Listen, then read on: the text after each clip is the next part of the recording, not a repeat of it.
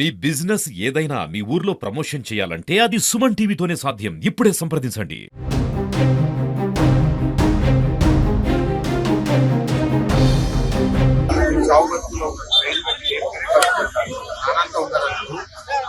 ఏమైందంటే కట్టెలు కారు మీద పడ్డారు. కారు లేడీస్ ఇద్దరిని గుంజడం బయట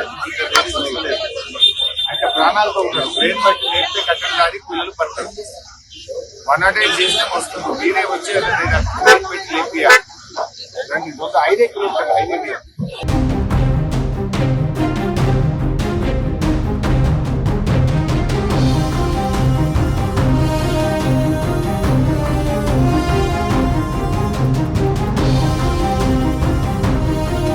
నమస్తే, వెల్కమ్ టు సుమన్ టీవీ. మాజీ మంత్రి హరీష్ రావు మానవత్వాన్ని చాటుకున్నారు.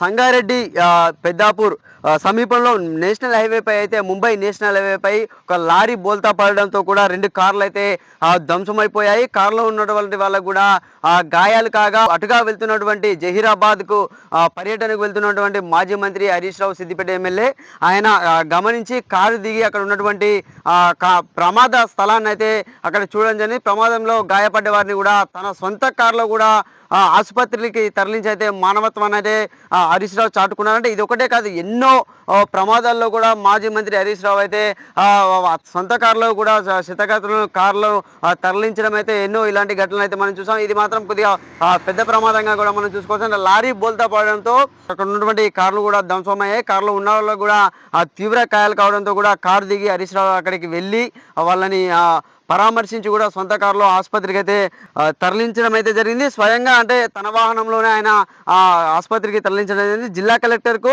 ఎస్పీకి కూడా అంటే అక్కడ ఉన్నటువంటి సంగారెడ్డికి ఎస్పీకి కానీ అక్కడ ఉన్నటువంటి జిల్లా కలెక్టర్ కూడా మాజీ మంత్రి స్వయంగా ఫోన్ చేసి మాట్లాడి క్షతగాత్రులకు సంబంధించినటువంటి ప్రమాద పరిస్థితిని కూడా ఆయన వివరించారు. అవసరమైనటువంటి సహాయక చర్యలు కూడా చేపట్టాలని కూడా ఆయన అయితే వివరించడం ఏంటంటే మానవత్వం చాటుకోవడంలో మాత్రం హరీష్ రావును మించిన వారు లేనని కూడా అక్కడ వాళ్ళు అనుకుంటున్న పరిస్థితి ఉంది. కెమెరామెన్ శేఖర్తో సతీష్, సుమన్ టీవీ, సిద్దిపేట నుండి.